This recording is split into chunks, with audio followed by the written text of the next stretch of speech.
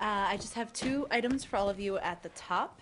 The first is tomorrow, and there'll be a note going out on this later, but Deputy Secretary of State Bill Burns will present the 2012 Human Rights Defenders Award to Ms. Hanadi Zalaut at 10 a.m. in the Treaty Room. That, of course, will have a press access.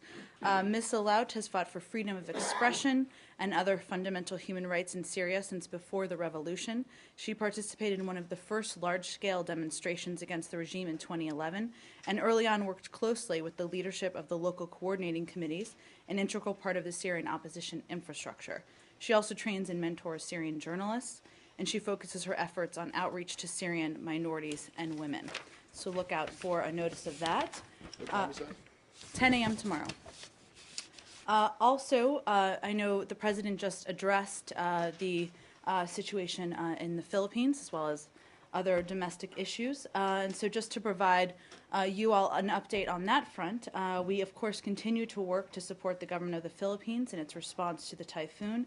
USAID and the Department of Defense are on the ground helping provide assistance to the people of the Philippines in some of the hardest hit areas. As the president just announced, but just in case you didn't have a chance to see it, the USS George Washington Carrier Strike Group arrived in the Philippines today, which will help expand search and rescue operations, provide medical care and logistical support, and deliver supplies to remote areas.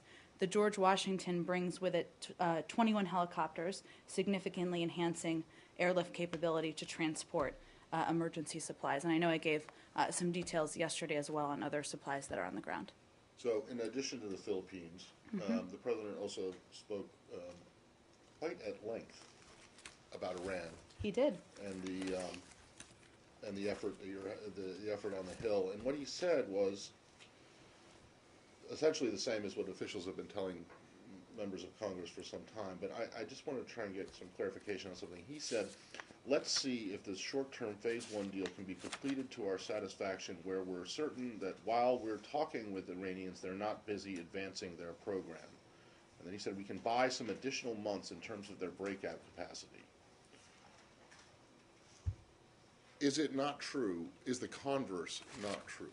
In other words, if the Iranians, who have shown no willingness or interest in following the rules in the past, cheat during this 6-month interim period, you haven't bought additional months in terms of their breakout capacity. You've lost additional months in terms of their breakout capacity. Is that not correct?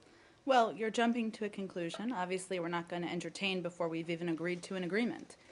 We certainly go into this, as we've said all along, with eyes wide open. This is not about trust. This is about determining the best path forward. And I believe, if I recall from watching the president, he was also talking about sanctions and what the appropriate step was, and the importance of having our legislative and negotiating track run hand in hand. Right. But you would agree that the Iran's track record on this kind of thing and upholding its obligations and its commitments and its promises that it has made is not good, correct?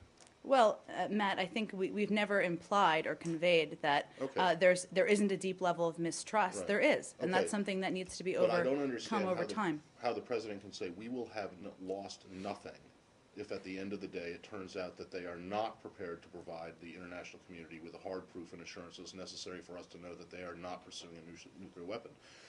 That's simply not the case, because if they cheat, you will have lost something. You will have lost, as he says in his comment immediately preceding that, we can buy some additional months in terms of their breakout capacity. So, logically, if the Iranians cheat, you will have lost some additional months in terms of their breakout capability. Well, and is that not correct? Matt, I'm not going to parse the president's words. No surprise, and you can certainly talk to my colleagues about that. But it is consistent with the administration position and with the secretary's position that why shouldn't Congress, as they're thinking about whether they're going to put new sanctions in place, consider giving the opportunity for diplomacy to work itself through? And I think the broad point here is, what's the alternative? The alternative is that Iran continues to take steps forward toward developing a nuclear weapon. There's nothing stopping them from doing that. So that's why we feel this is the best path forward, the diplomatic path. Right, but it's a gamble, and the person you're gambling against, or the country that you're gambling against here, has repeatedly cheated in the past. And I think that's where the concern from the Hill, at least some of it is coming from, that there is no guarantee, and I think you have to accept this, that the Iranians will go along with whatever agreement is reached for this first 6 months. And if they don't go along, instead of buying additional months in terms of breakout capacity, you will have lost it. Is that not the case? Well, Matt, the purpose of a negotiation is to determine benefits to both sides to abiding by the negotiation. Right. That's obviously what's being discussed. I'm not going to entertain the possibility of whether they do or don't agree to an agreement that's not even agreed to. But obviously, as I've mentioned now a couple times, this is not about trust.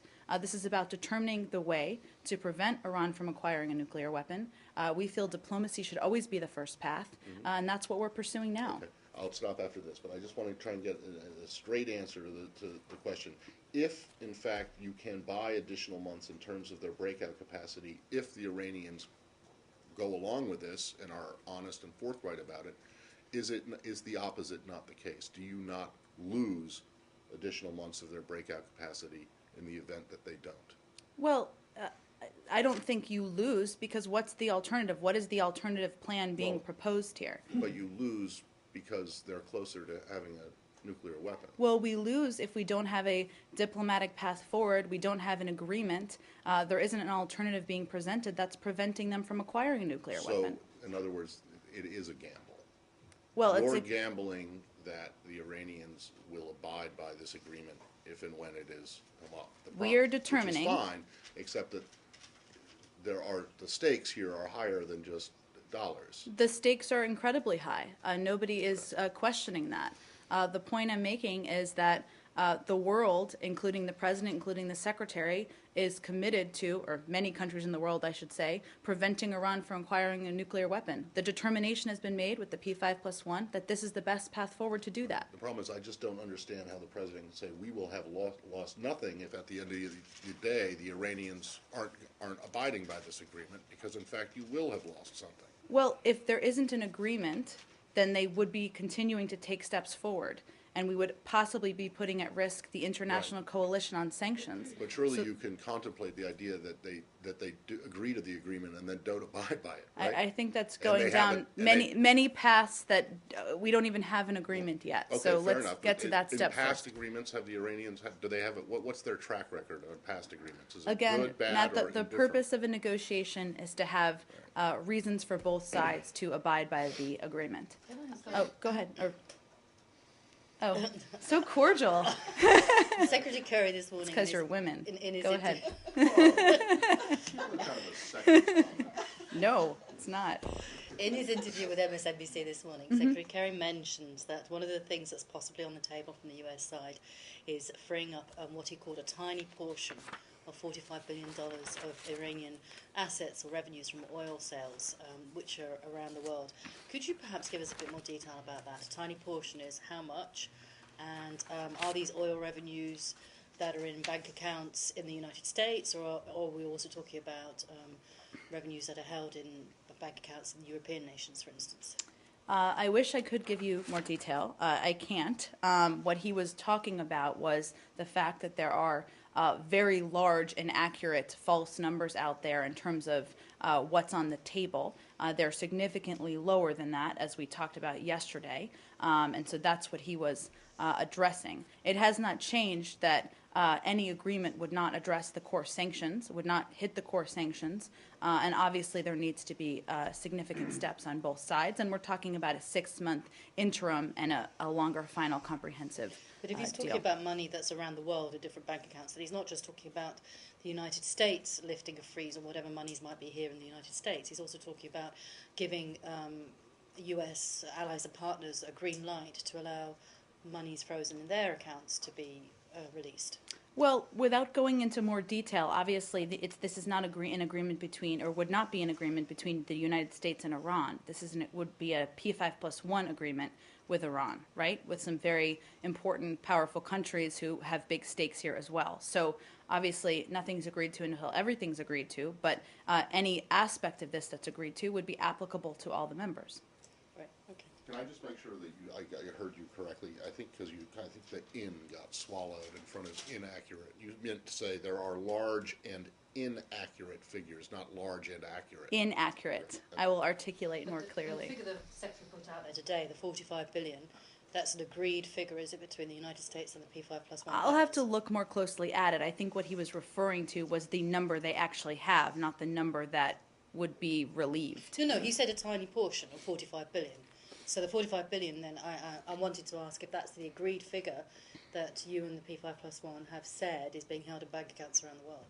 I'd have to check on that. I think he was referring to numbers that have been out there, but I don't know. I'd have to check on whether there's an agreed number on that Yeah, I was specifically. going to ask about that as well, because I mean, I thought the number was 50 billion, so it'd be great if you could clarify. I'm happy to. If there's been a range of news reports that are in that frame, but if there's more clarification we can offer, certainly happy to do that. That's striking is because it was the Secretary saying this on the record, giving a figure. So that suggests that it's a figure that he's investigated and is comfortable with giving. Well, I think he was intending to make the point that it is a small percentage, which is what a lot of the reporting has been about. But obviously there have been a range of numbers out there, so I'm happy to go back and see if there's more of a clarification on that specific number. And I'm sorry that I missed the briefing yesterday, but was there a figure given to the Iranians during the discussions in Geneva? In terms of numbers? Of sanctions relief, what the U.S. could offer them immediately?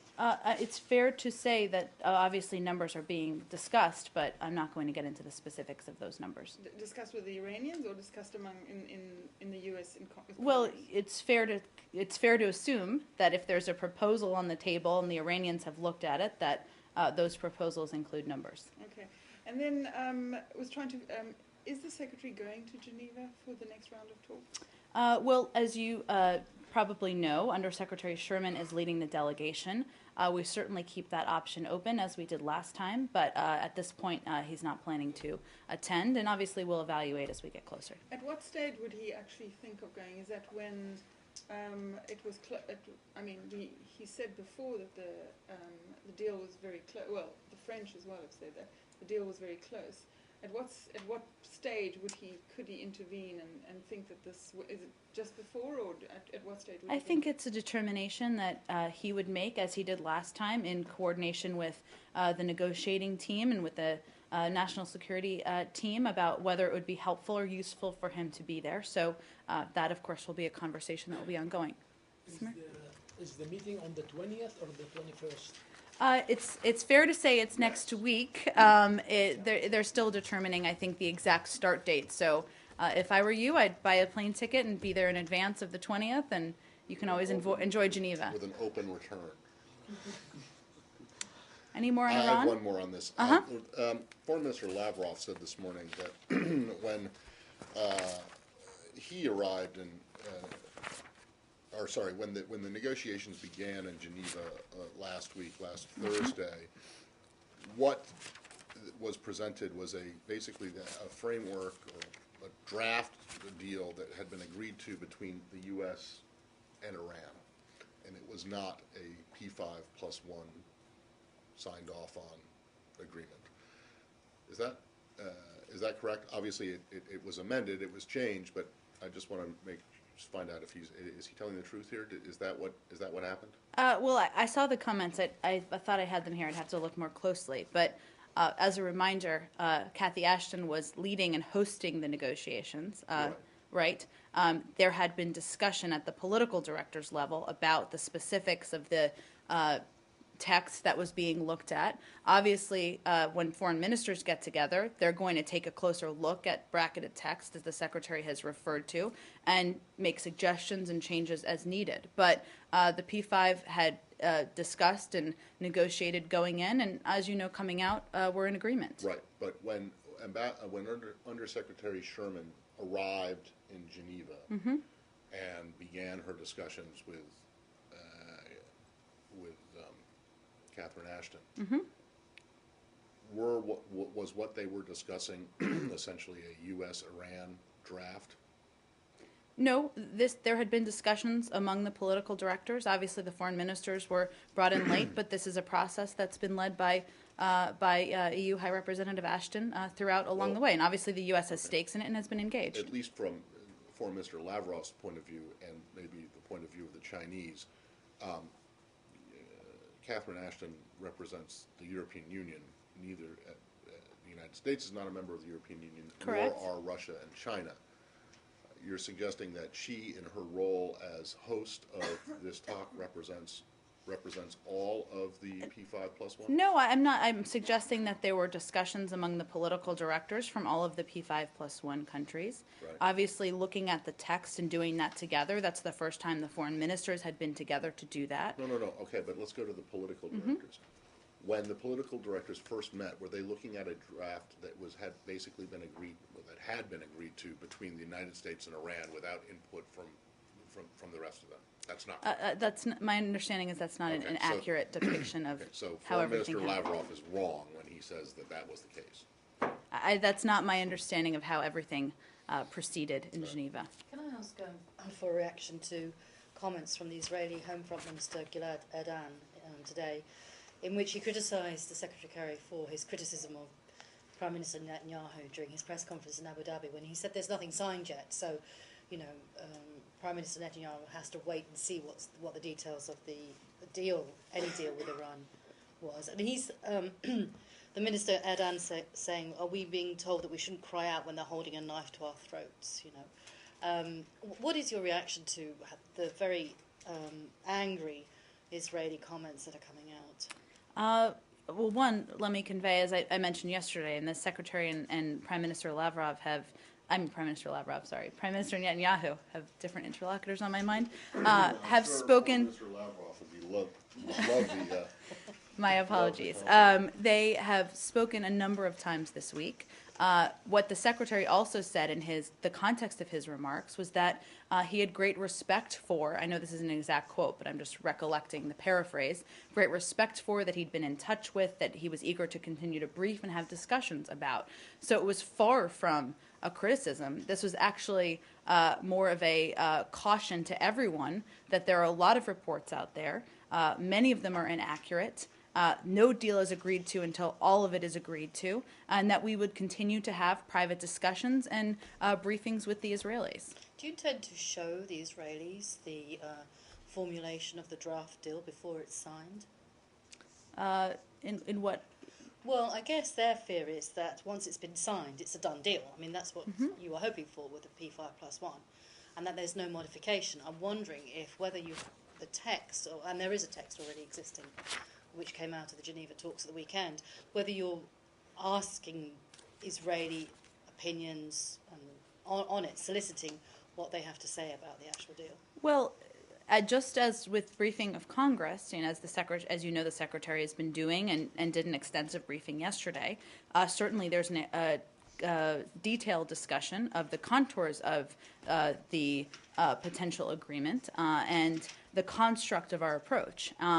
And that's how the discussion plays out. Now, it wouldn't necessarily be appropriate, given that members of Congress and other countries who are not in the P5+1 are not negotiating, to be sharing every single piece of text or details at that level of specificity. But there is still a lot of detail and a lot of that can provide an understanding about where this is going and why we think it's the right approach.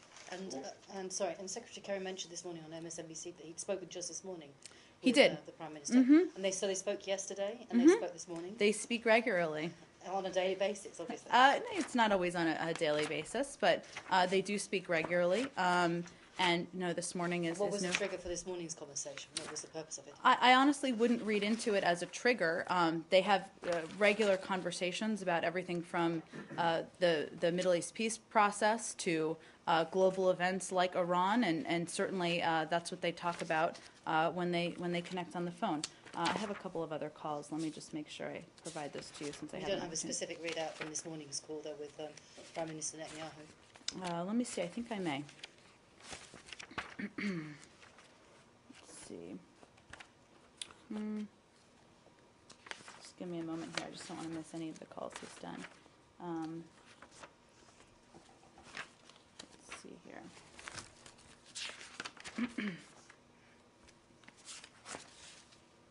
So, just to give you the full construct here, over the past 2 days, Secretary Kerry has spoken, as you mentioned, twice with Prime Minister Netanyahu. He also spoke with President Abbas, and he also spoke with newly sworn-in Foreign Minister Lieberman.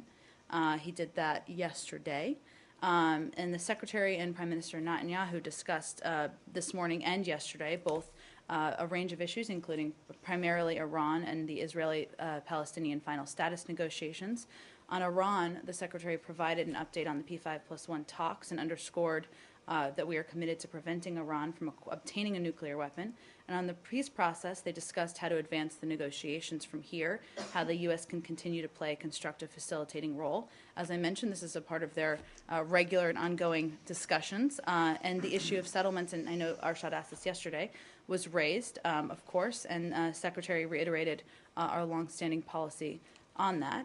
With President Abbas, they also discussed final status negotiations. They discussed the issue of the Palestinian negotiators tendering their resignation. And as I mentioned yesterday, President Abbas reaffirmed his commitment to the 9-month agreed upon time frame. And he also, as I mentioned at the top, spoke with Foreign Minister Lieberman. He congratulated him on being sworn in once again to the post of Foreign Minister, and mentioned that he is looking forward to working with him as part of our extensive engagement with the government of Israel across all levels. You're saying, I think you said, and trying to make clear that the Israelis are essentially fully informed of what's going on in the P5+1 talks, given that they're the country that is most susceptible to potential Iranian aggression.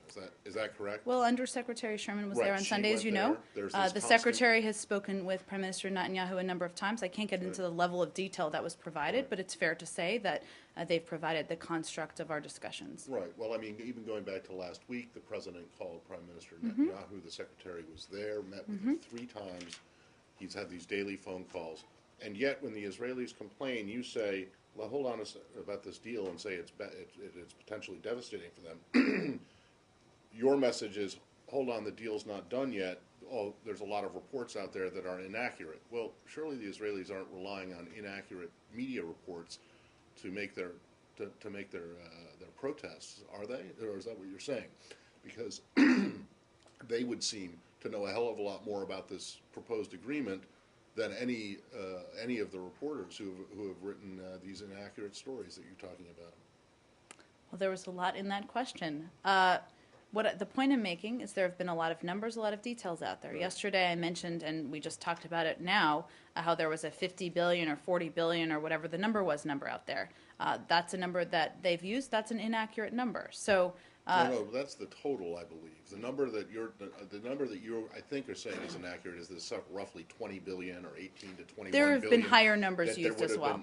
been, that they would get relief from in this first 6 months. And there have been higher numbers used as well by a range of people making public comments. Look, I think we're not going to, I can't speak to the concerns the Israelis have. Obviously, that's clear because they're still complaining. Well, obviously, I mean, one of the messages that the Secretary is conveying is we are pursuing this diplomatic path exactly because we are concerned about Israel's security, committed to Israel's security, that in fact the approach of putting more sanctions in place, as I talked about yesterday, we don't feel would be the appropriate or effective approach. And so that's why we're determining whether this path is possible. Right, but are you trying to say that the Israelis' complaints are based on inaccurate reports in the media? Well, Joe was asking me about what comments that he made at a press conference this weekend. Obviously, there have been a number of briefings. Beyond that, we're going to continue to have discussions and see if we can address the concerns and keep them informed of the negotiations. Right, but so far, and you've been discussing with them at great length, as we just went through the personal meetings, the president's call, the phone calls that the Secretary and Prime Minister Netanyahu had, and the Israelis still think it's a bad idea. Isn't that correct? I will let you do your own analysis of their comments. Yes, Matt. Okay, well, all right. No, I the ask point- you- The point is that they're not criticising the deal based on what they're reading in the press. They're criticising the deal based on what you guys are telling them. and we're continuing to have discussions with them about why this is the right path forward and why we're pursuing it and how we can address their concerns. But it doesn't seem to be alleviating their concerns too much at the moment. Well, this is a discussion in progress. Let me play the devil in a moment. I will tell you an example. Okay. 8 months ago, or 1 year ago, our Minister of Argentina, Hector Timerman, made an agreement with the Foreign Minister of Iran to have a court in Iran to analyze the situation of the bombing in Argentina. This was a signed deal, and Iran said, now I have to take it to the Congress of Iran, and this never happened. The deal is nowhere. We cannot find where the deal went on. So my question is, which kind of powers this foreign minister of Iran has? If it's not that he's going to send it later to the Congress of Iran and this will take forever, like, for example, the agreement that Argentina had with Iran that is not going anywhere? That's, I think, is a very interesting question. I'm not sure what your question is. Which kind of powers has the foreign minister when he's signing this deal? If he's not going to send this deal to the Congress of Iran, the Parliament of Iran, later, and that will take months, like in the case of Argentina and Iran, that never happened. And Well, I would point you to the Iranians to explain to you what their process would be. However, the larger point here is if we dial back to this summer, President Rouhani was elected on the platform of reforming and boosting the economy in Iran. Obviously, the impact of crippling sanctions has been a huge hindrance to that. They have shown more of an openness to a possible diplomatic path forward. As the Secretary has said numerous times, no deal is better than a bad deal. We continue to go into this eyes wide open, but we have a responsibility and an obligation to pursue a diplomatic path, and that's what we're doing right now. Okay, but the minister, foreign minister, in this case, if they do a deal, this has to be approved by the Congress or the Parliament of I Iran? would point you to them, and Okay. they can That's explain to you okay. what other steps, if there are steps that are needed. Sure. Or one more on Iran? Go ahead. I just wondered, logistically, Sure. are there any more hearings planned on the Hill for the Secretary There, on this subject, on Iran? not at this moment, although he certainly is open to it and he's having ongoing discussions with members and of both parties, as is Undersecretary Sherman. Undersecretary Sherman is giving another update to committees and leadership in both chambers today. So those are ongoing, and as more are scheduled, we are happy to inform you of those. Just follow up, Secretary Kelly testimony yesterday in Senate Banking Committee, but it is still reported still having a huge gap between the administration and Congress. So what point, could Secretary Kelly narrow the gap yesterday, and what point the Congress understand this point? Are you asking me, did he narrow the gap, or are you asking me what message he sent to them? Did he narrow a gap? Well, look, I'm not here to give you a whip count of where members of Congress stand, but as I mentioned a little bit earlier, the Secretary felt it was an important conversation he had with members yesterday. He laid out the full construct of our approach, and I talked with him about it this morning. He doesn't feel that anybody could come out of there without a full understanding of what that approach would be. And the message he was conveying to members, as I talked a little bit about yesterday, is that he fully supports sanctions. We didn't vote for sanctions simply for the sake of sanctions. They've worked. That's why we're at this point. But we have an obligation, a responsibility to see if we can pursue a diplomatic path. And the question is, why not wait? Why not wait a month? Why not wait 6 weeks and see if that will work? And always we can, sanctions are a tool that we have. But it's not a week or a month. It's actually 6 months. And this gets back to my opening question. Because if you do wait that long and the Iranians don't comply and go forge, steamroll right ahead with what they're doing right now in violation of this agreement, you have lost something. You've lost those 6 months, and depending on whose scientific assessment or intel assessment you're looking at, I mean, that could be it. That could be they could have gotten to breakout then. Well, 2 points, Matt. One is he's making a case on why members of Congress shouldn't put sanctions in new sanctions in place right now, right? Given we're seeing if this will work. The question is whether or not we'll be able to put together an agreement and a path forward. Obviously, I can't get into the minds of members of Congress, but that would put us in a different position than we're in now. Well, And the except that- question I would pose to you or to others is, We switch what is the alternative? The alternative is that Iran continues to make steps forward. They continue to take steps to developing a nuclear weapon. That's not going to go away if there's no deal. Right. Well, but you and everyone else in the administration says no deal is better than a bad deal. Correct. We're not going to accept a bad deal, but seeing if this is possible is far better than the alternative. That's the Right. point. But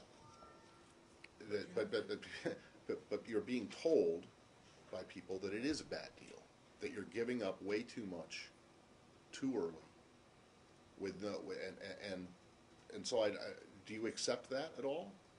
What the point? I understand what you're asking me here, but the specific details of any deal have not been in the public, so they are not in the evaluation phase of this. So but then we get back to the question: are members of Congress and the Israeli and Prime Minister Netanyahu, are they not being given more details than the public is given? Because if they are, and they're still complaining about it, I don't see how that argument makes any sense.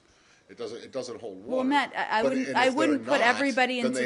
Then they have even more. I reason wouldn't to be put concerned. everybody into the same category of what their concerns are. So we're working to address those. It's an ongoing discussion. We're providing as much detail as is feasible to provide. Have the Iranians told you that they will walk away and not accept anything if Congress goes ahead and adopts new sanctions that may or may not be implemented, may or may not be signed by the president? I'm not going to get into details of that, but it is fair to say that the Secretary, the President, the negotiating team feel it would be unhelpful to put new sanctions in place now, and that it could possibly end the deal and the negotiations. But do I understand that from what you are saying that Iran shouldn't worry about all options on the table? When you say No, what the are President, I believe, alternatives? if I saw this aspect of his remarks, reiterated that. That hasn't changed. The Secretary said that several times over the past week. Any more on Iran? Okay. Afghanistan. Tomorrow, Secretary will be giving a major speech on Afghanistan's women. Do you know what he would be? Can you give us some preview of the remarks and why he's giving it now? What's the reason for this? The timing. I have not had an opportunity to read them yet, so I don't want to speak out of turn. Obviously, broadly speaking, the role of women in Afghanistan, the importance of continuing to boost women in Afghanistan, whether it's education, which, as you know, has increased dramatically over the last several years, or just giving them opportunities, is something that's a huge priority for the administration, for the Secretary, and I think he'll be talking about that, but we can get you more of a preview of the remarks, and I appreciate you raising them. It's an important set of speech he's making tomorrow. I have one more on Maldives. Last few days, you have given several statements on Maldives about saying that the government, which is continuing now, is not a legitimate government. Do you think is U.S. considering any kind of stopping of aid, pausing aid to Maldives in view of the developments? I'm not aware of any update on that. I'm happy to check and see if there's anything new to report. I know we've put out a number of statements on events going on there. Thank you. Samir? On Lebanon, did you see reports about rocket attacks from Syria on Lebanon? We did. The United States strongly condemns today's rocket attacks on Lebanon, and we don't have any details. We're seeking more information. The government of Lebanon has also said that they will be conducting an investigation, so we will look to that. We, of course, call on all parties in the region to respect, as we always do, Lebanon's sovereignty and its stated policy of disassociation. Benghazi. Okay. A recent poll says that 65% of Americans think that Congress should continue to investigate the Benghazi attacks. And I was wondering, do you support the House Intel Committee holding closed-door hearings on CIA survivors that were on the roof the night of the attacks? Well, we've talked about this extensively in here. What I will say broadly is that we have participated and cooperated in dozens of hearings. We've provided more than 25,000 documents. We've done open and closed hearings. I think I've expressed in the past concerns that have been raised about specific requests, which we'll continue to address with members as they request them. And did the State Department delay those CIA members from testifying in front of the House Intelligence Committee today? It's taken 14 months. Again, I would point you to comments that I've made several times in the past about concerns raised, given it's an ongoing investigation and given who the individuals are. But beyond that, I don't think I have anything further for you. 49% of Americans believe that the perpetrators of the Benghazi attacks will never be caught and brought to justice. How do you react to that kind of cynicism? Well, as you know, it's an ongoing FBI-led process, and one that the president, the secretary, are all committed to. We'd like nothing more than to track down the perpetrators. But beyond that, I would point you to them. Speaking of the FBI, which you just mentioned, the director of said agency was on the Hill this morning and testified before Congress that he would have no problem with the survivors testifying. Given the fact that you've talked about how it would be problematic because of an ongoing investigation, how do you respond to that, since when you say that it's an FBI-led investigation, the guy who leads the FBI-led investigation says he doesn't have a problem with these guys showing up? Well, as I talked about, I think a week or two ago, I believe one of them has spoken to members of Congress, and we had confirmed that. Beyond that, I'd have to talk to our team about other. Can you check? Can you just check to see if your position that ongoing investigation there's complicating factors here, if that's still the case? Sure, I don't believe that was the only reason, but I'm happy to get around to you all the same guidance we've provided from here many times in the past. A few more, Jen. Okay.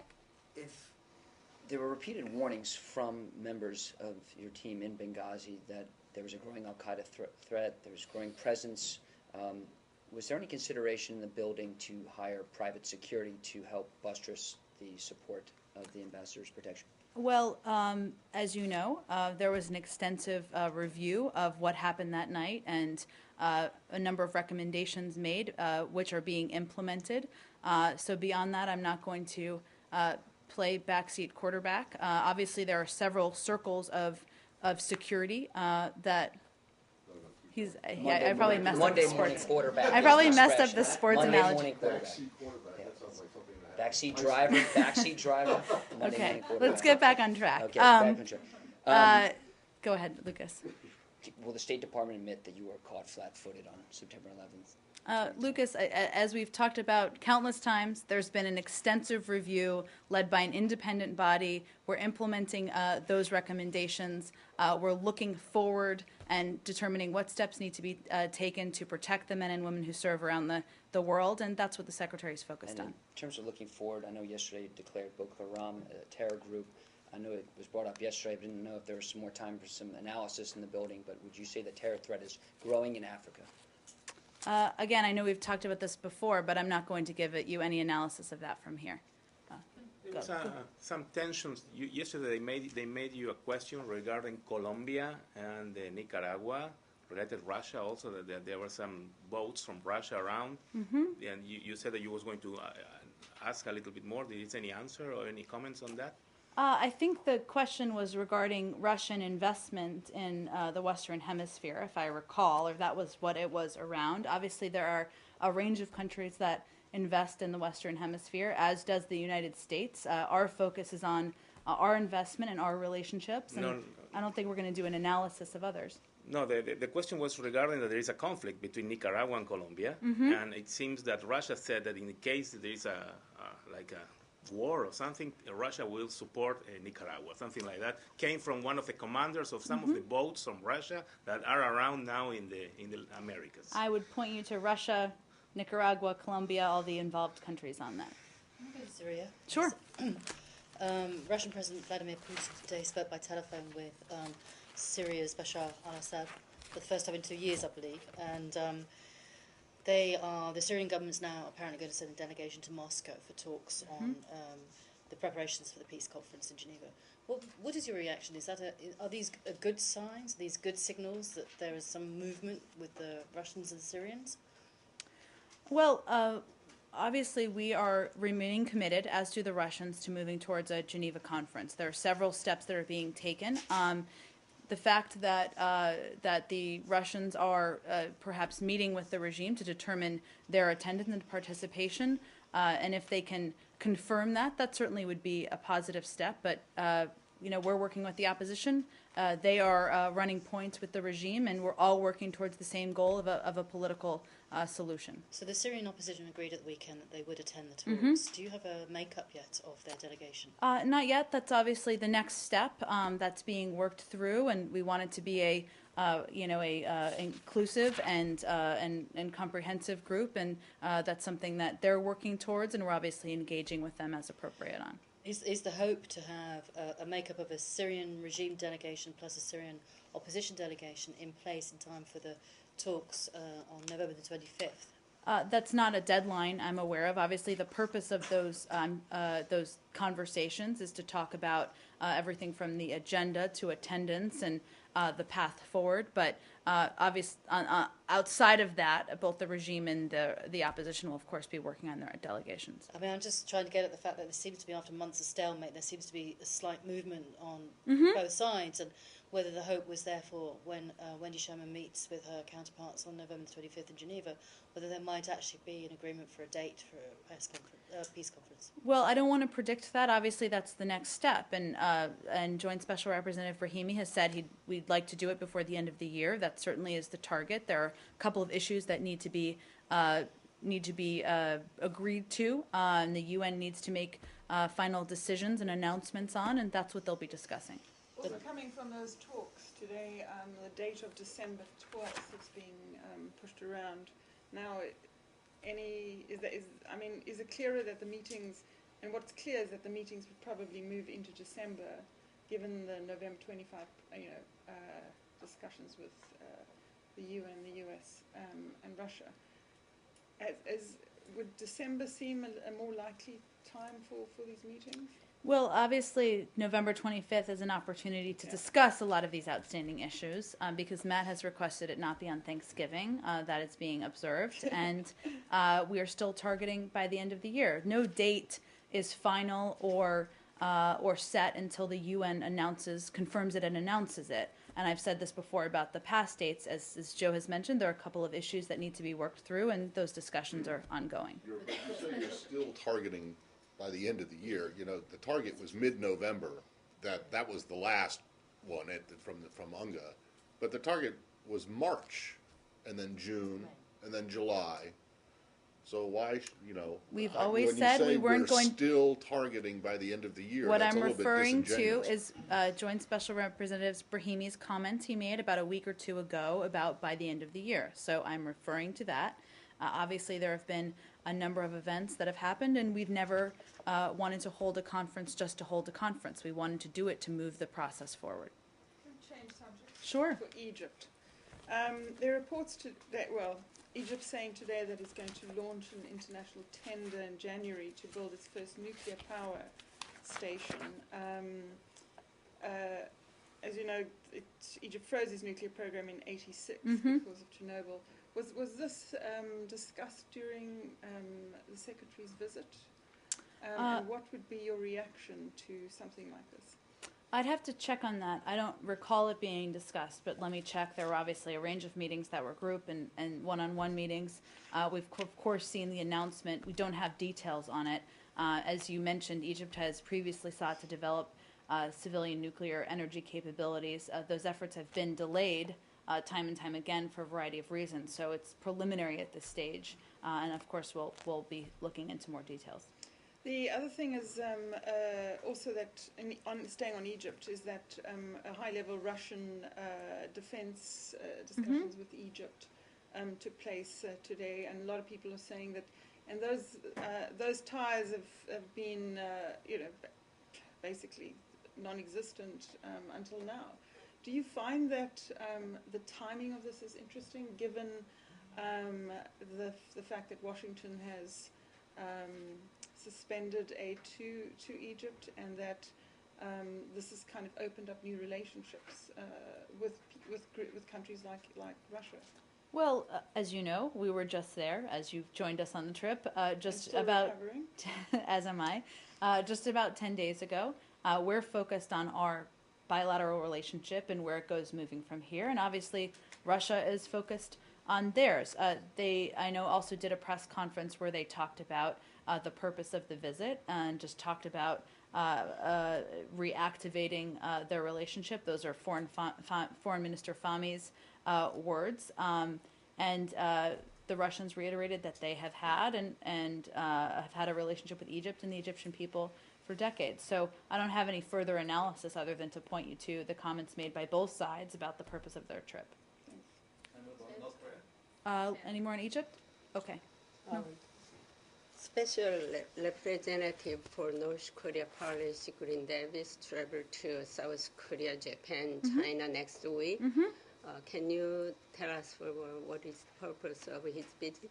Well, you are right. He will travel to China, South Korea, and Japan November 19th through 25th for meetings with senior officials in each country to discuss North Korea policy. He'll be in Beijing from the 19th through the 21st, Seoul from the 22nd through the 23rd, and Tokyo from the 24th through the 25th. As you know, he has ongoing discussions with these countries about coordinating on policy as it relates to North Korea, and that's the purpose of his trip. Last week, U.S. and South Korea, Japan trilateral meeting held in State Department here. Have they reached any agreement on the resumption of six-party talk? They have not. As I have mentioned before, the ball is in North Korea's court. There are steps they need to take to abide by their international obligations, including the 2005 joint statement. Those are not steps they've taken, but obviously we continue to coordinate with partners in the region. On the same topic, do you have an update on Kenneth Bay in North Korea? I don't have any update. Obviously, we remain concerned about his health. As you know, his mother was just there, I believe, a couple of weeks ago, and we had been in touch with the family. But let me check and see if there's any update I can provide about recent contact or anything along those lines. Who's going to meet in Beijing? Meet with.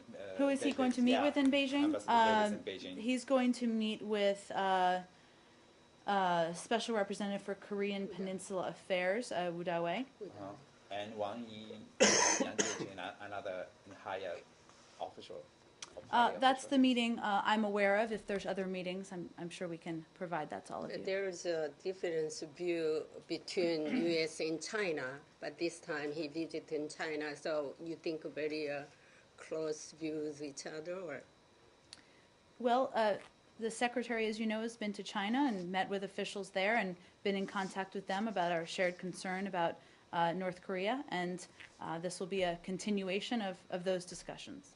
And Woo Da-wei, as you know, Woo Da-wei visited North Korea last week, and probably it is reported, that Woo Da-wei got some message from North Korea. So, do you expect some progress in this next talk? I don't want to make a prediction. Obviously, every discussion is an opportunity, but I don't want to make a prediction of what will come out of it, and I'm sure there'll be a readout when they have the meetings. Do you think in a sanction, in terms of Iran, the United States said, you also say, sanctions is very effective to start discuss. But do you think it's the same things happens in North Korea? Do you think sanction is effective toward North Korea? And well, pressure. There has certainly been an impact, but obviously there has to be a willingness to engage and take steps, and that's not something we've seen from North Korea. New topic? Okay. Can you tell us what the State Department is doing, what more you are doing to help free Dr. Afridi from prison? I don't have any. I know we've talked about this before, Lucas. I don't have any update on it. Obviously, we remain concerned. We are in touch through our protecting power. I'm happy to check on that if there's anything new to report to you. Not protecting power. This is Pakistan. Oh, Pakistan. Sorry. Presumably is the presumably, yeah. I guess. Sorry. Yes, we remain concerned. I'll see if there's anything new to update in terms of contacts or anything along those lines. Just staying on Pakistan. Yeah. There was a note came around yesterday that there's some talks between someone from the Department on Energy and the Pakistani Energy Minister down in Houston today with the president. I thought they were earlier this week, if I remember correctly. I missed it. I think they were 2 days ago. Let me check with our team and see if there's any readout. I think Yeah. they may have put a readout out, but let me check and see where that stands. The- They are in Houston. It is. Oh, in okay. Houston, And there's okay. a press avail tonight at 6 o'clock in Houston. Well, unfortunately, AFP doesn't have anybody in Houston, so I would be interested in readout and what it's all about. Okay, let me check and see what our team has on that. Well, let's just stay with Pakistan Okay. for 1 second. I'm sure I'm not going to get a satisfactory answer, but maybe you'll surprise me. So since we've been gone, how's that review of the Amnesty drone report going? We have reviewed these reports.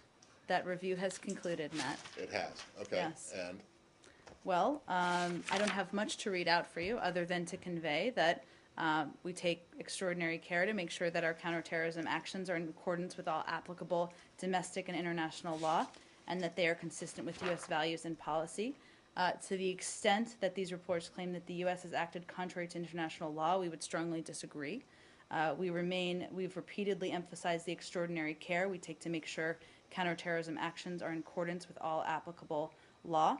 And when there are indications that civilian deaths may have occurred, intelligence analysts draw on a large body of information, including human intelligence, signals intelligence, media reports, and surveillance footage to help us make informed determinations about whether civilians were in fact killed or injured.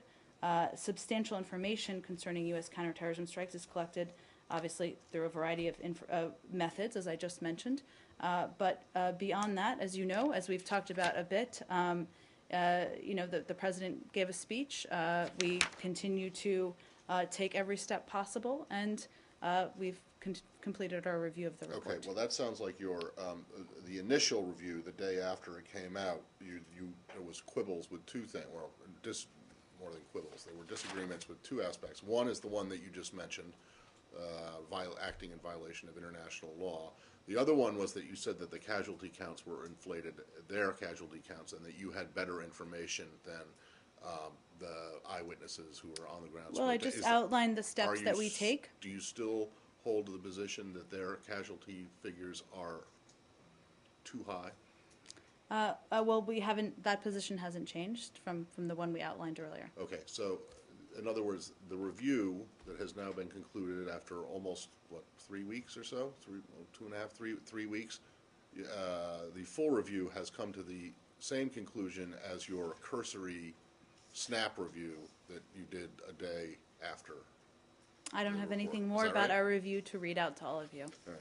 I have one more unrelated question. Okay. Do you contend, though, that there were no civilians who were killed in these attacks? I'm not going to outline numbers or specifics on that front. So you contend there were some civilians? I don't have anything more for you on numbers. We never discuss those. Alex Woodman with NHK. I just wanted to go Hi, back Alex. to North Korea Okay. quickly. How does Ambassador Davies plan to work with China to move forward on the six-party talks? Do you have any comments on that? I think I addressed this again, just to reiterate that the ball is in North Korea's court.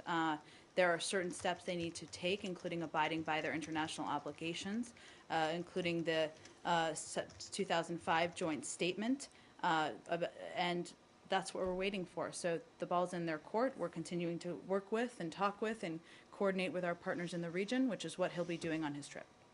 If North Korea not accept U.S. preconditions, like, you have to, denuclearization Korean Peninsula, what happened? So it never been a resumption of a six-party. Well, that is it's not a U.S. position, it's an international position. And there's a joint statement, as you know, from 2005. Again, the ball remains in their court. I don't have anything further to predict for you on the six-party talks. Does the United States have an intention to have a bilateral talk to North Korea before six-party talk?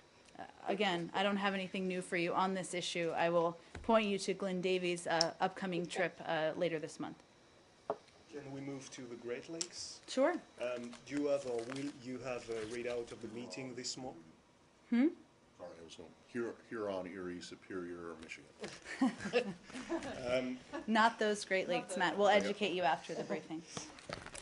So do you have a readout of the meeting between the Secretary and the Special Envoy Feingold this morning? And as you know, the M23 and Kinshasa failed to strike a peace agreement last week in Kampala. So is the U.S. Hopeful to convince Kinshasa to sign this peace deal? Well, the Secretary, of course, speaks with and meets with Special Envoy Feingold regularly, given his important role, and he has been in the region extensively recently. So they discussed the ongoing negotiations there, his evaluation of what's happening on the ground this morning in their meeting. We, of course, regret that the government of the DRC and the M23 rebel group failed to sign the final Kampala document earlier this week. We understand there are no substantive differences between the two parties, but rather that the refusal came down to the type of document to which they were agreeing. We continue to urge both parties to sign the final document as a conclusion to the 10-month dialogue and to, for the purpose of ensuring accountability for those responsible for war crimes and crimes against humanity, and to also develop an agreed-upon process for the disarmament and demobilization of the M23. What do you mean by type of document? Sorry. PICA. Type of document. I don't have any other specifics for you to outline other than to convey that the content there were not sizable substantive differences. Well, was it because somebody didn't like pink writing paper and somebody else wanted yellow? I don't understand what type of document means. I don't have this anything more. context. Binding agreement? Yeah. I mean, I guess Was it- it's not like it was something kind of ridiculous like the font. It was whether it was a binding accord or not a binding accord or something along those lines. Is that I what mean? can't detail it for you further. It was not pink paper. It was not substantive pieces. I will see if there's more I can Because a I can binding outline for you. agreement would be a substantive piece. It doesn't really. Yeah, if you could try and get some clarification on I'm happy to. on the language of a type of document, doesn't. Well, the make type an of awful- document, what I mean is the difference between what they're agreeing to, obviously. There weren't substantive differences on that front. So the type of document, I will see if there's more I can convey to you all from here. Is Mr. Feingold going back to the region soon? I'm not aware of his travel. He's been back and forth. I'm happy to check if there's more to report on that and his upcoming travel. One of his points that he's always made is that you keep pressure, by international involvement in this. you Sure. keep up pressure on And that's something the Secretary absolutely agrees with, and he's spent a significant amount of time in the region, as you know, so that certainly complies with that. And can I ask you about Kenya? I asked several weeks ago, and considering we've been travelling, haven't asked again, is what is the US's position regarding the ICC, the Security Council, in which they've asked for the deferral of or a delay in the prosecution of Kenyatta and his deputy president. What is the US's stance been on that in the Security Council? Well, Did you support it? we are mindful, of course, of the importance of this issue to the government and the people of Kenya, as well as the African Union. Our view is that concerns Kenya has, there's a mechanism for addressing those within the framework of the ASP. I'm not going to get ahead of. I understand there's a UN process. I'm not going to get ahead of that or speak on behalf of our UN colleagues, other than to just reiterate that there's an existing process that exists to kind of address these issues generally. So you're not prepared to say whether you would support a postponement of that? I don't have anything. Or which way you're going to go in the Security Council? Not going to get ahead of the process. I heard that the Foreign Minister of Turkey is coming to the city. Is he going to meet with the Secretary? He is. He will be meeting with him next week. Okay. Also, I asked you yesterday about the statement by the Prime Minister of Turkey, if you have anything. Well, the United States recognizes the Republic of Cyprus. We also continue to support the negotiation process conducted under the auspices of the UN to reunify the island as a bizonal, bicommunal federation. Beyond that, I would point you to Turkey on Prime Minister Erdogan's comments. So, Yes. You may recall some months back, you and I, or Marie and I, had an exchange about the language on the U.S. position on settlements. I remember Israeli it fondly. settlements, yes. So recently, like within the last week, there appears to be some change in that language. And let me give you an example. Secretary Kerry, in his interview with the Israeli joint interview last week with the Israeli and Palestinian television, said, "We do not believe the settlements are legitimate. We think they're illegitimate." Yet, months or up until that point, you and Marie had each said that our position has not changed. We don't accept the legitimacy of continued settlement activity. And yesterday you said, when asked about There's a lot of this, research being done here. yes, exactly. You said, "We haven't made a secret about our belief that we consider the settlements to be illegitimate." My question is, has the word continued been dropped from the lexicon here? I think you're overanalyzing the word. It's an issue of Well, semantics. I haven't analyzed it at all. I'm just asking, has the word I continued think you've done a been lot of work removed? analyzing it. No, I'm just repeating what people have said. I want to know if is the word continued no longer being placed in front of settlements? Well, you saw my comments. You saw the Secretary's comments. I would reiterate the fact that every administration in recent memory has said that the settlements are illegitimate. So it's been a pretty consistent position for quite some time now. You may know how many years it's been, but beyond that, I don't have anything further. So you're saying that the word has changed, but the policy hasn't. Is that correct? The policy has not changed, no. But the wording has changed. I think it's an issue of semantics, whether it's included or not. Well, it's not, because as I pointed out before when we had this exchange, whenever it was, months ago, if you talk about the illegitimacy only of continued settlements, that means that you take no position on existing settlements. That is a matter for the two parties. The point I'm making is that this has been the administration's policy for decades. So the fact that we have not recognized the legitimacy of settlements. So, you can get into semantics about continued, not continued, but if it's been the case for decades, then we haven't recognized the legitimacy of settlements for decades. Well, no, because you used to say that once a settlement was actually announced or built, you didn't have a position, because then it was something, their legitimacy or illegitimacy was up to the parties to determine in final status talks. If you have in fact dropped the word continued from in front of settlement activity, whether you say it's a policy change or not, it has very broad implications. It would appear as though you are toughening your stance and saying that all Israeli settlements are illegitimate right now. I'll let you Which is different than what you were saying before, when you were only say that ones that have yet to be announced or are coming in the future are illegitimate. If you now take the position that the settlements are illegitimate, are you not then taking a position on prejudging of final status talks? It is not prejudging final status talks. It's exactly why we're in them. Obviously, borders is a huge component of that. Right. So you're going to do your own analysis, Matt, Well, but I mean, your position is now that all of them are illegitimate, but that some might regain legitimacy if the Palestinians and Israelis can come to an agreement on them? Is that it? Again, Matt, as you know, a discussion of borders is a big part of the negotiations. One of the reasons we're so focused on it is to address this issue as well as many others that have been ongoing issues for some time. So I'm not going to prejudge those. I don't think the comment is prejudging those, and I'll let you do your own analysis beyond that. I had one more. Sure. I don't know if Secretary Kerry has had opportunity this morning to see the comments made by his friend John McCain yesterday in an interview, in which he described Secretary Kerry as a human wrecking ball, and criticised U.S. diplomacy as responding to a fire drill.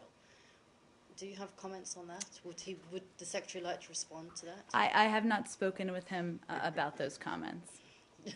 Do you think you could ask him if he'd like to respond to that? I will let you It's know if pretty we have brutal anything to language, convey. even in the give and take of the Senate floor. It seems to be pretty brutal language to be criticising the U.S. top diplomat in such outspoken terms. And they've known each other and been friends for decades, Yeah. so I would put it in that context. North Korea and Syria? Last on Syria, go ahead. Yeah, there had been some reports that North Korean pilots are participating in Assad forces and conducting airstrike in that country. Do you have any comment on that? I haven't seen those reports. I'm happy to check on that for you if there's anything to say. Thanks, everyone.